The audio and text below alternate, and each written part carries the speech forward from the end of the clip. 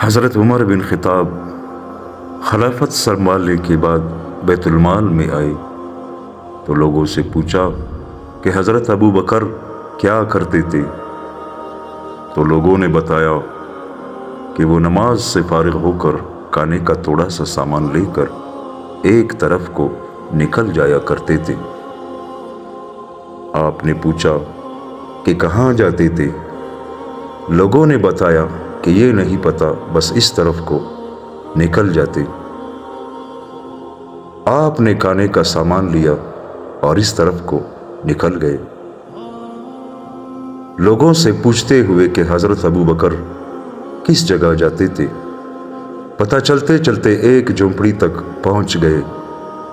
وہاں جا کر دیکھا کہ ایک بوڑھا آدمی دونوں آنکھوں سے اندھا ہے اور اس کے منہ پر پالکے بھی بنے ہوئے ہیں۔ اس نے جب کسی کے آنے کی آواز سنی تو بڑے غصے میں بولا کہ پچھلے 3 دن سے کہاں چلے گئے تھے تم؟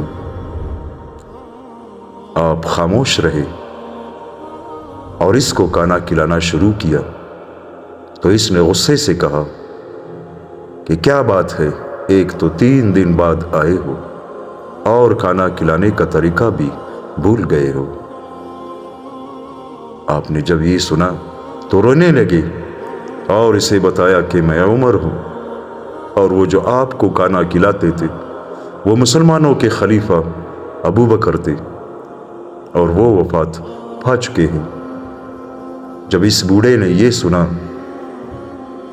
تو کہا کہ اے عمر، مجھے کلمہ پڑھا کر مسلمان کر دے۔ پچھلے 2 سال سے وہ آدمی روز میرے پاس آتا اور کھانا کھلاتا، ایک دن بھی اس نے مجھے نہیں بتایا کہ میں کون ہوں۔ سبحان اللہ۔ میرے پیارے بھائیوں اور دوستوں، یہ حضرت ابو بکر رضی اللہ تعالیٰ عنہ کی شان تھی۔